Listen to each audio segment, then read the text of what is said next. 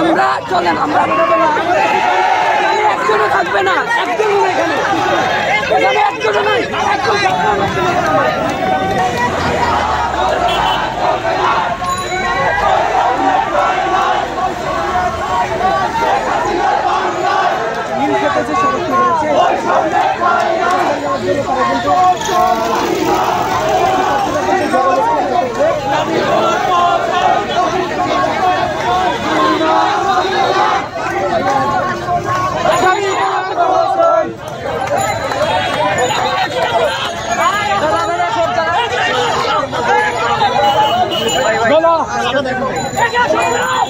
আমরা পড়তেছি ঢাকা বিশ্ববিদ্যালয়ের সিলেবাস, আমরা পড়তেছি হচ্ছে ঢাকা বিশ্ববিদ্যালয়ের আন্ডারে থেকে আমরা বলতেছি, কিন্তু সুযোগ সুবিধার দিক থেকে আমরা ঢাকা বিশ্ববিদ্যালয়ের থেকে দেখা যাচ্ছে যে 10-20 গুণ এরও কম সময় সুযোগ সুবিধা কিন্তু আমরা পাচ্ছি।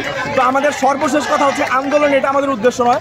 উদ্দেশ্য হচ্ছে আমরা যেন আমাদের দাবিগুলো যথারূপভাবে আমরা যেন পাই এবং সুষ্ঠুভাবে এই বঙ্গবন্ধুর এই বাংলায় যেখানে বৈষম্যের কোনো ঠাঁই নেই, আমরা জানি বঙ্গবন্ধু শেখ হাসিনার সোনার বাংলায় যেখানে বৈষম্যের কোনো ঠাঁই নেই, সেই জায়গায় আমরা আমাদের সেই সাথে ঢাকা কলেজ বাংলাদেশের সুনামধন্য একটা শিক্ষা প্রতিষ্ঠান, আমরা বাংলাদেশের সবাই জানি, যেখানে পড়ার জন্য অনেক স্টুডেন্ট উদ্গ্রীব হয়ে থাকে। সেই ধরনের শিক্ষা প্রতিষ্ঠানে পড়ে কেন আমরা এত বৈষম্যের শিকার হবে, এই বিষয়টি আমরা চাচ্ছি। এখানে আন্দোলন, রাস্তা অবরোধ আমাদের উদ্দেশ্য নয়। আর এখন যেটা গুরুত্বপূর্ণ দাবি তাদের হচ্ছে যে ইমপ্রুভমেন্ট পরীক্ষাটা, মান উন্নয়ন পরীক্ষাটা দিয়ে তারা রানিং সেমিস্টারটা শেষ করতে চায়। প্রিভিয়াস সেমিস্টারের মান উন্নয়ন পাশাপাশি রানিং সেমিস্টার, এটা তারা চায়।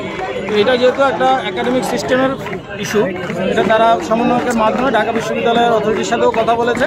অথরিটিও আমাদের নলেজে যতটুকু আছে তারাও সময় নিয়েছে, তারা এটা যাচাই বাছাই করছে বিষয়টা আসলে ইমপ্লিমেন্টেশন সম্ভব কিনা।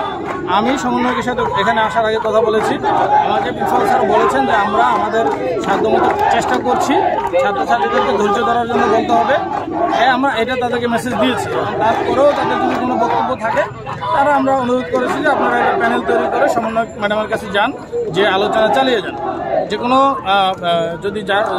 যে কোনো দাবিরই একটা পক্ষে যুক্তি থাকে, আরেকটা পক্ষের কাছে অযৌক্তিক মনে হয়, তাদের কাছে যদি দাবি আদায় করতে হয় বা এটাকে বাস্তবায়ন করতে হয়, তাহলে আলোচনার দরজাটা সবসময় ওপেন রাখতে হবে, আলোচনা চালিয়ে যেতে হবে। এর মধ্যে হয়তো একটা ফলাফল আসবে। আমরা অনুরোধ করেছি এই গুরুত্বপূর্ণ ইন্টারসেকশনটা তাদের দ্রুততম সময়ের মধ্যে তারা ফ্রি করে দেয়, এটা আমরা অনুরোধ করি। সংবাদ, ফিচার ও অনুষ্ঠানের জন্য ভিজিট করুন সংবাদ প্রকাশের ওয়েবসাইট এবং যুক্ত থাকুন ফেসবুক পেজ ও ইউটিউব চ্যানেলের সঙ্গে।